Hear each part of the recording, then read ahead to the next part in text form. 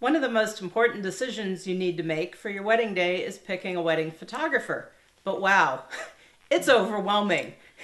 You go on the internet and you search for Omaha photographers and there's 100 of them.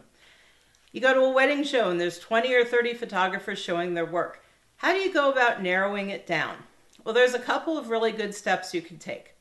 The first is to talk to other brides who've been married recently.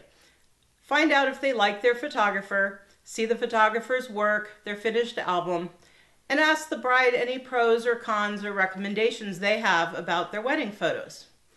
The next thing to do is to visit some of the photographers' websites and evaluate their work. You want to be sure that they have a good assortment of weddings on their website. You don't want a guy who shot his sister's wedding last summer and now calls himself a wedding photographer. And there's plenty of people out there that are less qualified than others. You want to be sure that there's a good number of weddings up on their website. You also want to look and see how the photographer covered different parts of the day, because your wedding isn't the same all day.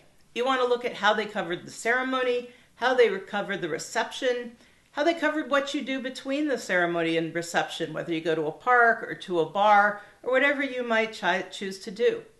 Did the photographer cover bridal preparations? How are the beauty shots around the church and the reception? Did he capture the flowers on the altar, the centerpieces on your table? Look for the little details that really speak to you.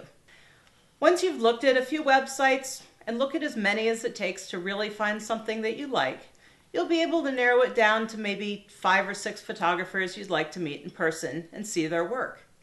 And that's what we'll cover in our next video, visiting your photographer.